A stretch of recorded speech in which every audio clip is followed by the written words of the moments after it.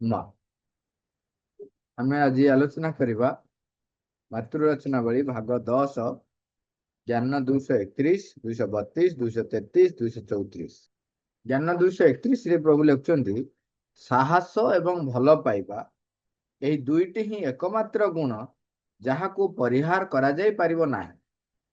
ଅନ୍ୟ ସବୁଯାକ ଗୁଣ ଅନ୍ତର୍ହିତ ହୋଇଯାଇଥିଲେ କିମ୍ବା ଶୋଇ ପଡ଼ିଥିଲେ ମଧ୍ୟ ଏହି ଦୁଇଟି ଯାକ ଗୁଣ ଆତ୍ମାକୁ ଅବଶ୍ୟ ଜୀବନ୍ତ କରି ରଖିଥିବେ। କହୁଛନ୍ତି ସାହସ ଏବଂ ଭଲ ପାଇବା ଏହି ଦୁଇଟି ହିଁ ଏକମାତ୍ର ଗୁଣ ଯାହାକୁ ପରିହାର କରାଯାଇ ପାରିବ ନାହିଁ। ଅନ୍ୟ ସବୁଯାକ ଗୁଣ ଅନ୍ତର୍ହିତ ହୋଇଯାଇଥିଲେ କିମ୍ବା ଶୋଇ ପଡ଼ିଥିଲେ ମଧ୍ୟ ଏହି ଦୁଇଟି ଯାକ ଗୁଣ ଆତ୍ମାକୁ ଅବଶ୍ୟ ଜୀବନ୍ତ କରି ରଖିଥିବେ। ତେଣୁ ସାହସ ତା ନାମ ଏଠି ଜାଣି ରଖିବା ଯେ ସାହସ, କରେଜ ଆଉ ଲଭ, ଯୋଉଟା ଡିଭାଇନ ଲଭ, ଭଲ ପାଇବା, ଯଦି ଏଇ ଦୁଇଟି ଯାକ କଣ କରେ, କହୁଛନ୍ତି ଅନ୍ୟ ଯେତେ ସବୁ ଗୁଣ ଯଦି ଚାଲି ଯାଇଥିଲେ ମଧ୍ୟ ଇଏ ପୁଣି ଯଦି ସାହସ ଏବଂ ଭଲ ପାଇବା ଥିବ ସେମାନେ ସମସ୍ତେ ଫେରିକି ଆସିବେ। ଏଇଟାର ଅନେକ କାହାଣୀ ଆମେ ସବୁ ଶୁଣିଥିବା, ଯେମିତିକି ସବୁ ଭର୍ଚୁ ମାନେ କହିଲେ ଆମେ ଛାଡିକି ପଳେଇବୁ, ସେ କିନ୍ତୁ ଶେଷକୁ କହିଲେ ଯେ ତମେ ଯିଏ ଯାଉଛ ଯାଅ, କିନ୍ତୁ ଭଲ ପାଇବାଟାକୁ ଛାଡିଲେ ନାହିଁ। ସେମିତି ଆଉ ବି କାହାଣୀ ଅଛି ଯୋଉଠି ସାହସକୁ ସେ ଛାଡିଲେ ନାହିଁ, ଏବଂ ତା ଫଳରେ କଣ ହେଲା, ପୁଣି ଆଉ ସମସ୍ତେ ଆଉଥରେ ଆସିକି ରିଟର୍ଣ କଲେ। ଯେ ପ୍ରକୃତରେ ସାହସଟା କଣ? ସାହସଟା କୌଣସି ପ୍ରକାର ଭୟ ନ ରହିବା ହଉଛି ସାହସ। ଦେଖନ୍ତୁ, ଫିୟର, ବହୁତ ପ୍ରକାର ଫିୟର ଆମ ପାଖରେ ରହିଛି।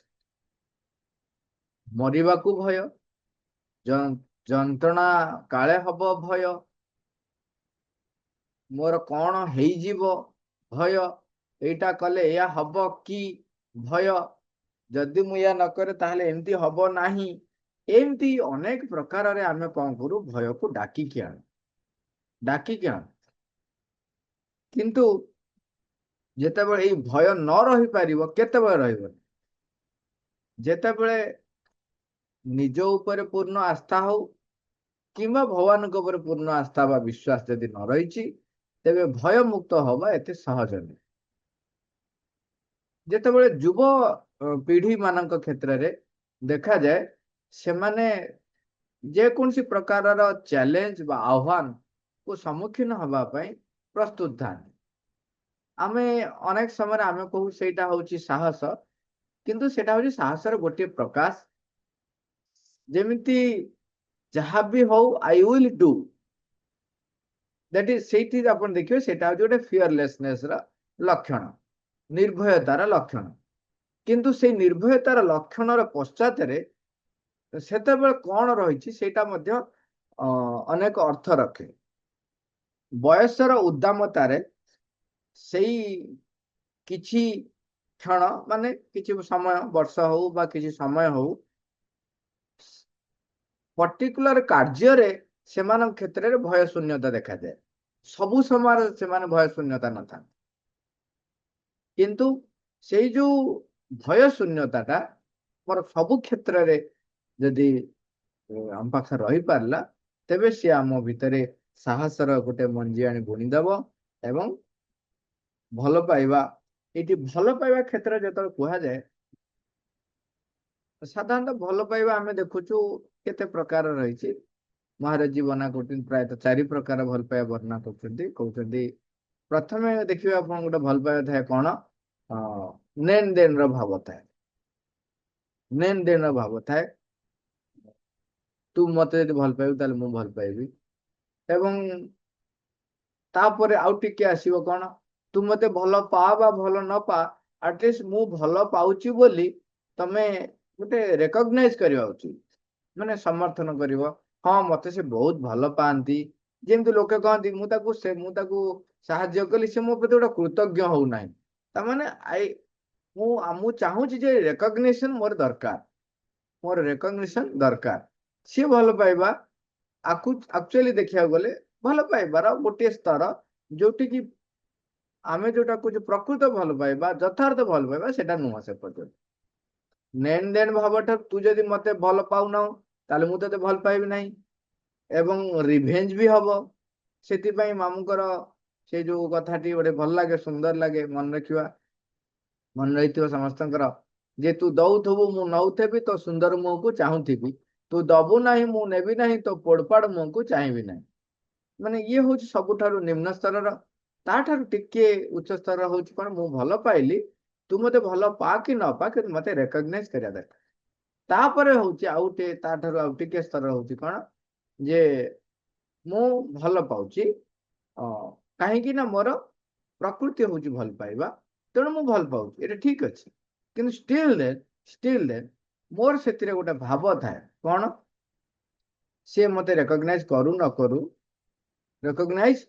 କରୁ କିଛି ନ ହଉ, ମୋ ପ୍ରତି କୃତଜ୍ଞ ହିଁ ରହିବ। ମାନେ ଇନ୍ ରିଟର୍ନ ସବୁ ଜାଗାରେ ଟିକେ ଟିକେ ଆଶାଟା ରହିଥାଏ, ଟିକେ ଟିକେ ଆଶାଟେ ରହିଥାଏ। କିନ୍ତୁ ସର୍ବଶ୍ରେଷ୍ଠ ଭଲ ପାଇବା ହଉଛି ଯେ ମୁଁ ଭଲ ପାଏ, କାରଣ ମୁଁ ଭଲ ପାଇବା ବିନା ବଞ୍ଚି ପାରିବି ନାହିଁ। ତେଣୁ ସେ କ୍ଷେତ୍ରରେ କଣ ହବ, ମୁଁ ମୋର ମିତ୍ରକୁ ବି ଭଲ ପାଇବି, ମୁଁ ମୋର ଶତ୍ରୁକୁ ବି ଭଲ ପାଇବି, ମୁଁ ବସ୍ତୁକୁ ବି ଭଲ ପାଇବି, ମୁଁ ମନୁଷ୍ୟକୁ ଭଲ ପାଇବି, ଜୀବଜଗତ ସମସ୍ତଙ୍କ ପ୍ରତି ମୋର ଭଲ ପାଇବା ରହିବ। ଏବଂ ସେଇ ଷ୍ଟେଜଟା ସେତିକି ବେଳେ ଆସେ ଯେତେବେଳେ ମୁଁ ସବୁ ଜାଗାରେ ଆତ୍ମାକୁ ଦେଖିପାରେ, ଯେତେବେଳେ ମୁଁ ନିଜେ ନିଜର ଆତ୍ମା ସହିତ ବସବାସ କରେ, ଆତ୍ମା ଦ୍ୱାରା ପରିଚାଳିତ ହୁଏ, ସେତେବେଳେ ଏଇ ସ୍ଥିତିଟି ଆସିଯାଏ। ସେଇ ଭଲ ପାଇବାର ଇଏ ହଉଛି ଯଥାର୍ଥ ଭଲ ପାଇବା ବା ଟ୍ରୁ ଲଭ୍, ଏଇଟା ପାଇଁ କୁହାଯାଏ। କିନ୍ତୁ ସେଇ ପ୍ରୋସେସରେ ଯଦି ଭଲ ପାଇବା ରହିଛି, ତେବେ ଆଉ ସବୁ ଗୁଣ ତା ସହିତ ସଂଯୁକ୍ତ ହେଇକିରି ରହିବେ। ଜ୍ଞାନ 232 ପ୍ରଭୁ ଲେଖୁଛନ୍ତି, ନିଚତା ଏବଂ ସ୍ୱାର୍ଥପରତା ଏଇ ଦୁଇଟି ହେଉଛନ୍ତି ଏପରି ଏକମାତ୍ର ପାପ ଯାହାକୁ କ୍ଷମା ଦେବା ମୋତେ କଷ୍ଟକର ବୋଧ ହୁଏ। ତଥାପି ସେଇ ଦୁଇଟି ହିଁ ପ୍ରାୟ ସର୍ବବ୍ୟାପୀ ହୋଇ ରହିଛନ୍ତି। ତେଣୁ ଅନ୍ୟମାନଙ୍କ ମଧ୍ୟରେ ରହିଥିବା ଏଇ ଦୁଇଟିକୁ ଆମେ କେବେ ହେଲେ ଘୃଣା କରିବା ନାହିଁ, ମାତ୍ର ଆମେ ଆମ ନିଜ ଭିତରୁ ତାହାକୁ ସମୂଳେ ବିଲୁପ୍ତ କରିଦେବା। ନିଚତା ଏବଂ ସ୍ୱାର୍ଥପରତା ଏ ଦୁଇଟି ହେଉଛନ୍ତି ଏପରି ଏକମାତ୍ର ପାପ ଯାହାକୁ କ୍ଷମା ଦେବା ମୋତେ କଷ୍ଟକର ବୋଧ ହୁଏ। ତାମାନେ ସେମାନଙ୍କୁ କଷ୍ଟ ବା ସେମାନଙ୍କୁ କ୍ଷମା ପାଇବା ବହୁତ କଷ୍ଟ। ତାମାନେ ଆମ ଭିତରେ, ତାପରେ ସେଇଥିପାଇଁ କହିଲେ ମନେ ରଖିବା, ଗୋଟେ ତା ସହିତ ପୁରା ମଞ୍ଜି ଭଳିଆ ରଖିଲେ କଣଟା, ତମେ ଆଉ କାହା ପାଖରେ ଦେଖି ତାକୁ ଘୃଣା କର ନାହିଁ। ତମେ ଯଦି ତାକୁ ଘୃଣା କଲ, ତାହେଲେ ମୋ ଭିତରୁ ଭଲ ପାଇବା ଚାଲିଗଲା। ଯେତେବେଳେ ଭଲ ପାଇବା ଚାଲିଗଲା, ତାହେଲେ ମୋ ଭିତରେ ସବୁ ଗୁଣ ଚାଲିଯିବ। ତେଣୁ ଘୃଣା କରିବେ ନାହିଁ କାହାରିକୁ, ଯାହା ଭିତରେ ଅଛି ଅଛି ତା କଥା ଛାଡି ଦିଅନ୍ତୁ, ମାଇଣ୍ଡ ୟୁର ବିଜନେସ। ମୋ ଭିତରେ ଯେପରି ନିଚତା ଆଉ ସ୍ୱାର୍ଥପରତା ନ ରହେ, ସେଥିପ୍ରତି ଦାୟିତ୍ୱ ହଉଛି ମୋର। ମା କହୁଛନ୍ତି ନିଚତା ଅର୍ଥାତ ଏକ ଦୁର୍ବଳତା ଯାହା ସର୍ବଦା ହିସାବ କରିବାରେ ଲାଗିଥାଏ ଏବଂ ସ୍ୱୟଂ ନିଜ ପାଖରେ ଯେଉଁ ସବୁ ଗୁଣର ଅଭାବ ରହିଥାଏ, ଅନ୍ୟମାନଙ୍କ ଠାରୁ ସେଇଗୁଡ଼ିକର ଦାବି କରିବାରେ ଲାଗିଥାଏ। ଦେଖନ୍ତୁ, କଥାରେ ଏଠି କୁହାଉନି, ଆମ ଭିତର ଭାବ କଥା ଦେଖିବା, ଭିତର ନିଜ କଥା ଦେଖିବା। ଜମାରୁ କଥାରେ ବହୁତ ଲୋକ, ବାକ୍ୟରେ ବହୁତ କଥା ମୁଁ କହିଦେବି, କିନ୍ତୁ ମୁଁ ଯେ ତାକୁ ପାଳନ କରୁଛି ନ କରୁଛି ସେଇଟା ହଉଛି ଗୁରୁତ୍ୱପୂର୍ଣ୍ଣ। ନହେଲେ ଛଳନା କରିବା, ଆମ ପାଖରେ ବହୁତ ଲୋକ ଆସି ରହିବେ ଯୋଉମାନେ ଛଳନା କରିବେ ଆମ ପାଖରେ, ତାକୁ ଆମର ଦେଖିବାର ନାହିଁ। ପ୍ରଭୁ କହୁଛନ୍ତି ସେଗୁଡାକ ନଜର ଦେବା ଦରକାର, ନଜର ଦେବ ନିଜକୁ। କଣ କହୁଛନ୍ତି ନା, ଇଏ ମୋ ଭିତରେ ଯୋଉ ଗୁଣର ଅଭାବ ରହିଥାଏ, ଅନ୍ୟମାନଙ୍କ ଠାରୁ ସେଗୁଡିକ ସେ ଦାବି କରିବାରେ ଲାଗିଥାଏ ଏବଂ ସର୍ବଦା ହିସାବ କରିବାରେ ଲାଗିଥାଏ। ହିସାବର ମନୋଭାବ ସବୁବେଳେ ଥିବ ଏବଂ ନିଜକୁ ହିଁ ସମସ୍ତ ବିଶ୍ୱର କେନ୍ଦ୍ରରେ ଅବସ୍ଥାପିତ କରି ରଖିବା ଏବଂ ନିଜର ସନ୍ତୋଷ ବିଧାନ ସକାଶେ ସବୁ କିଛି ମହଜୁଦ ହୋଇ ରହିଥାଉ ବୋଲି ଦାବି କରିବା, ତାହା ହଉଛି ସ୍ୱାର୍ଥପରତା। ଆଉ ଥରେ ପଡୁଛି, ନିଜକୁ ହିଁ ସମସ୍ତ ବିଶ୍ୱର କେନ୍ଦ୍ରରେ ଅବସ୍ଥିତ କରି ରଖିବା ଏବଂ ନିଜର ସନ୍ତୋଷ ବିଧାନ ସକାଶେ ସବୁ କିଛି ମହଜୁଦ ହୋଇ ରହିଥାଉ ବୋଲି ଦାବି କରିବା ହଉଛି ସ୍ୱାର୍ଥପରତା। ମତେ କାହିଁକି ସେ ନ ପଚାରିକି କରିନେଲା, ସ୍ୱାର୍ଥପରତା। ତାମାନେ ମୁଁ କେନ୍ଦ୍ରରେ ରହିଲି, ଦାବି କରୁଛି ସବୁ କ୍ଷେତ୍ରରେ ମୋ ସନ୍ତୋଷ ବିଧାନ, ସବୁ କ୍ଷେତ୍ରରେ ମନେ କରାଯାଉ ମତେ ସମ୍ମାନ ଦେଲା ନାହିଁ, ସ୍ୱାର୍ଥପରତା। ମତେ ପଚାରିଲା ନାହିଁ, ସ୍ୱାର୍ଥପରତା। ଯାହା ବି ହେଲେ ମତେ ଟିକେ କହିକି ଯିବ ନାହିଁ, ସ୍ୱାର୍ଥପରତା। ମୁଁ ଯଦି ନାହିଁ ତେବେ ସେ ଯାହା ଡିସ୍କସନ କରିଛନ୍ତି ସବୁ ଯାକ ହଉଛି ଗୁଡବକ୍, କିଛି ନାହିଁ, ନଷ୍ଟ, ସ୍ୱାର୍ଥପରତା। ମତେ ଯଦି ସେ ମାନେ ରଖିନାହାନ୍ତି ତେବେ ସେ କାମ ଗୁଡାକ ମାଙ୍କ କାମ ନୁହଁ, ଭଗବାନଙ୍କ କାମ ନୁହଁ, ଇଏ ହଉଛି ସ୍ୱାର୍ଥପରତା। ଏବଂ ମୋର ପ୍ରତିପତ୍ତି ରକ୍ଷା କରିବା ପାଇଁ ବେଳେ ବେଳେ କେତେଟା ଜାଗାରେ ଆପଣ ଶୁଣିଥିବେ, ଦେଖିଥିବେ, ତମେ ଟିକେ ସବୁବେଳେ ଯାଇକିରି ଟିକେ ଲୋକଙ୍କ ସହିତ ମିଶାମିଶି କରିବ ନା, ନହେଲେ ତମକୁ ସବୁ ଲୋକ ଭୁଲିଯିବେ ନାହିଁ। ସେଟା ବି ସ୍ୱାର୍ଥପରତା। ତାମାନେ ମୋ ଭିତରେ ଭାବ ରହିଛି, ମୁଁ ଯୋଉ ଲୋକଙ୍କ ସହିତ ମିଶୁଛି କଣ ପାଇଁ ନା ଲୋକମାନେ ମତେ କାଳେ ଭୁଲିଯିବେ, ତେଣୁ ସ୍ୱାର୍ଥପରତା। ନିଜର ପ୍ରତିପତ୍ତି, ନିଜର ଅର୍ଥ, ନିଜର କ୍ଷମତା, ନିଜର ମାନ ସମ୍ମାନ ତାକୁ ରକ୍ଷା କରିବା ପାଇଁ, ନିଜର ସନ୍ତୋଷ ବିଧାନ କରିବା ସକାଶେ ଯାହା ଆପଣ କରୁଛନ୍ତି ତାହା ହଉଛି ସବୁ ସ୍ୱାର୍ଥପରତା। ତେଣୁ ଏ ଦୁଇଟି ଯାକ ଜିନିଷ ପ୍ରଭୁ ଲେଖୁଛନ୍ତି, ସେମାନଙ୍କୁ ମୁଁ କ୍ଷମା ଦେବା ଭାରି କଷ୍ଟ ହୋଇପଡେ। ସେଇଥିପାଇଁ ଆମେ ପ୍ରୟାସ କରିବା ଯେ ଆମ ଭିତରେ ଯେପରି ସେଇ ଦୁଇଟି ଗୁଣ ନ ରହୁ। ସେଥିପାଇଁ କହିଲେ ଏଇ ଦୁଇଟିକୁ ଆମେ କେବେ ହେଲେ ଘୃଣା କରିବା ନାହିଁ ଯାହା ପାଖରେ ରହିଛି, ମାତ୍ର ଆମ ନିଜ ଭିତରୁ ତାହାକୁ ସମୂଳେ ବିଲୁପ୍ତ କରିଦେବା।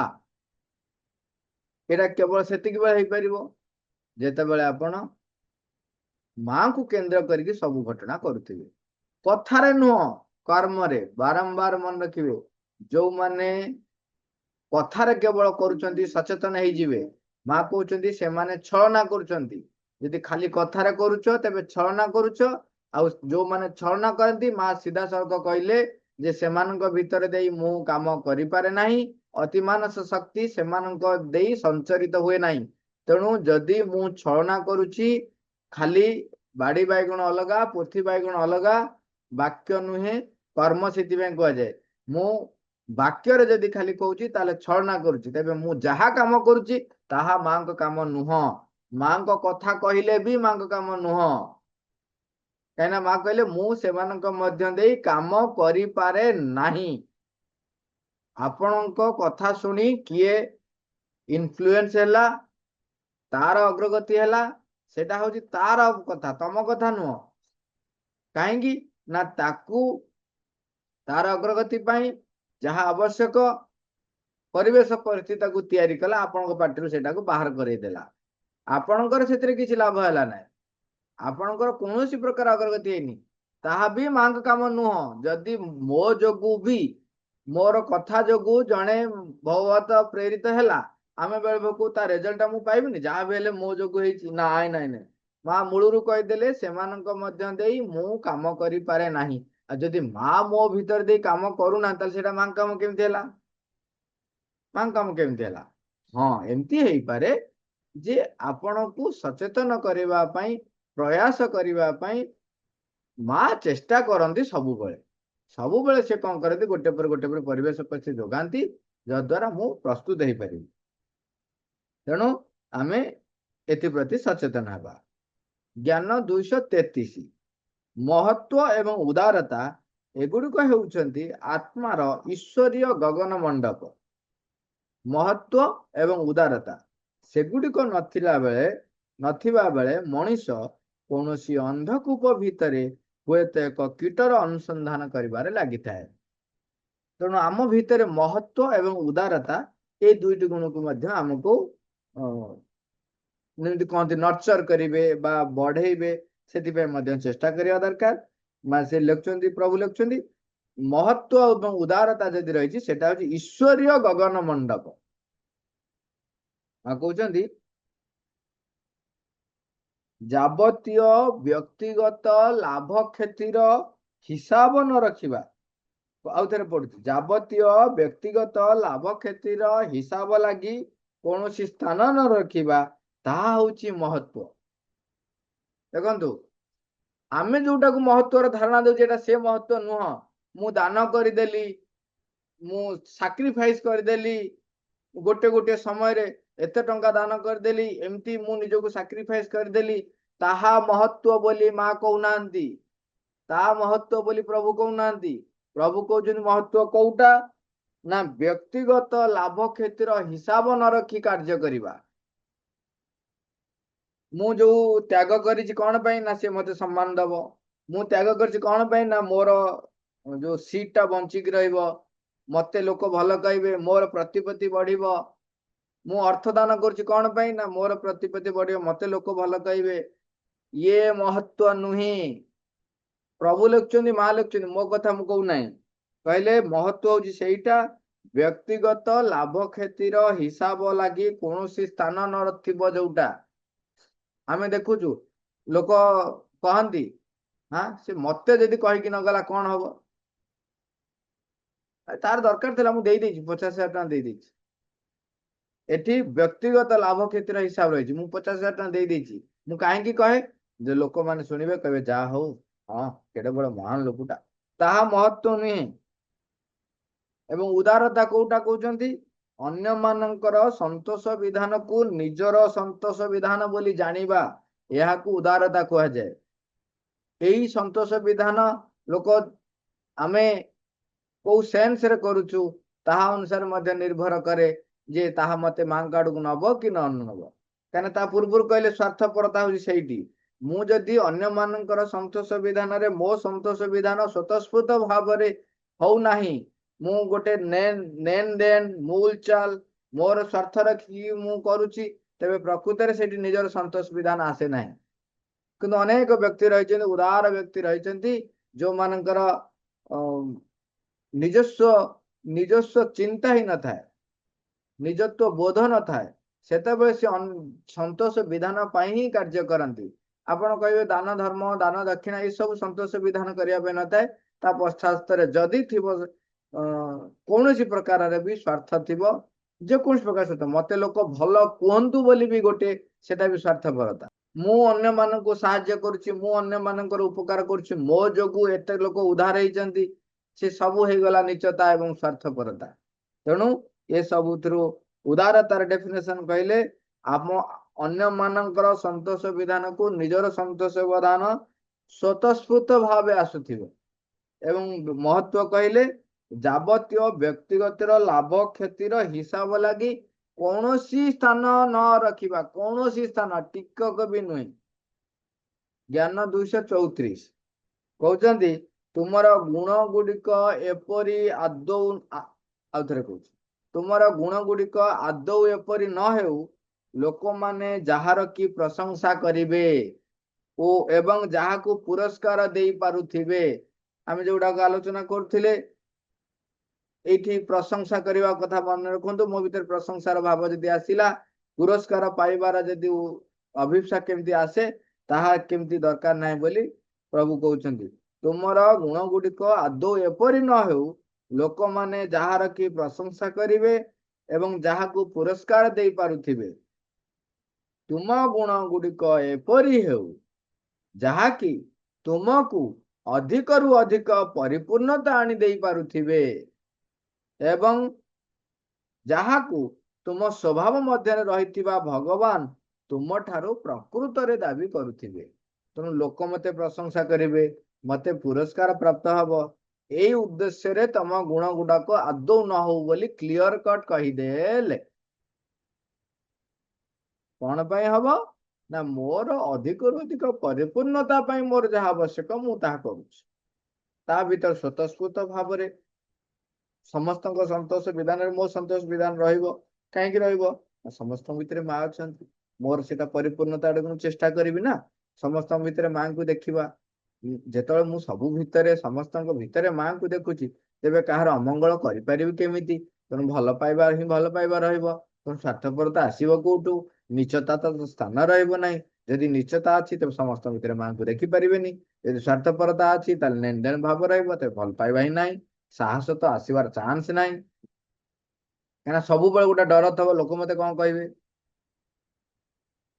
ଲୋକ ମତେ କଣ କହିବେ, ଏଇ ଡରଟା ବି ଗୋଟେ ଡର। ତେଣୁ ଭୟ ଶୂନ୍ୟତା, ସାହସ ବି ସେତିକି ବେଳେ ଆସିବ ଯେତେବେଳେ ତୁମେ ପରିପୂର୍ଣ୍ଣତା ଦିଗରେ ସବୁବେଳେ କାର୍ଯ୍ୟ କରୁଥିବ, ସେତେବେଳେ ସାହସ ବି ପାଖରେ ରହିବ। ନହେଲେ ତ ଯେକୌଣସି ପ୍ରକାରରେ ହେଲେ ଭୟ ଥିବେ। ନିଜର ସିଟ୍ ବଞ୍ଚେଇବା ପାଇଁ ଲୋକ କେତେ କଣ କରିଦିଅନ୍ତି। ମଠାଧୀଶ ହବା, ଏବେ ଶଙ୍କରାଚାର୍ଯ୍ୟ ଦେଖିଲେ ଏବେ ମଝିରେ शंकराचार्य नहीं करी किए शंकराचार्य बोली जो गंडगोल लगिबा मौलवी माने मध्य तांको भितर रहते ये मौलवी हो कि सी मौलवी हब पाद्री माने किए पाद्री हब ता नहीं कि भी थाए तेणु ये सबू सबू माने भगवान को पाई भगवान को कथा जी मुखरे धरुचंती भगवान को आड़क नहीं जावा बोली चेष्टा कर सेमाने मध्य पदवी पाई लालायित हुअन्ति एवं प्रकारांतरे फ्रंट रे न हो प्रकारांतरे पश्चातरे मध्य सेतिपई से जो चेष्टा करुथिबे ताहा मध्य नीचता एवं स्वार्थपरतार एक लक्षण सेमानक भितर मध्य भय रही था जे मते जदि समस्त शंकराचार्य न करिवे मते जदि गोटे एडे बड़ पदवी पाद्री पाद्री हो मौलवी हो शंकराचार्य हो एमती भिन्न भिन्न धर्मावलम्बी जो धर्मावलम्बी हुअन्तु जो माने कौन उच्च पदवी पाइबा पई जेते प्रचेष्टा रहे सेतेबेले आपण नीचता एवं स्वार्थपरता को डाकुचंती एवं निज भितर से गुण गुड़ा कर जो गुड़ाक द्वारा आप प्रशंसित हेबे बोली आशा रखिंट तेणु से सचेतन हेबे माँ जहाँ कहते आउे पॉइंट वाइज लिखिं पढ़ीदवा माँ कहले साहस और भल पाइबा दुई रे निचता और स्वार्थपरता तीन रे महत्व एवं उदारता कहले कौन प्रकार भय न रहिबा ताही साहस प्रतिदान रे आदौ किछि हेले न मागी आपना को देबा ताही भल पाइबा निचता अर्थात एक दुर्बलता जहाँ सर्वदा हिसाब करिबार लागि थाए एवं स्वयं निज पाखरे जो सब गुणर अभाव रही थाए अन्य मानक ठाରୁ सेगुड़िकर दाबी करिबार लागि थाए चारि रे निजकु ही समस्त विश्वर केंद्र रे अवस्थापित कर रखिबा एवं निजर संतोष विधान सकाशे सबकिछि मौजूद होई रही थाउ बोली दाबी करिबा ताहा होछि स्वार्थपरता जावतीय व्यक्तिगत लाभ क्षेत्र हिसाब लगी कौन स्थान न रखिबा ताहा महत्व अन्य मानकर संतोष विधान को निजर संतोष विधान बोली जानिबा याकू उदारता कहा जाए माँ कहबे आउ थरे कहले साहस एवं भल पाइबा महत्व एवं उदारता साहस भल पाइबा आ गोटे हला महत्व उदारता এই দুইটি এই जो দুইটা দুইটা কথা कहले এই দুইটা हमर रखिबा एवं जोटा रखिबा नहीं सेटा होची निचता और स्वार्थपरता माँ थैंक यू ऑल ओवर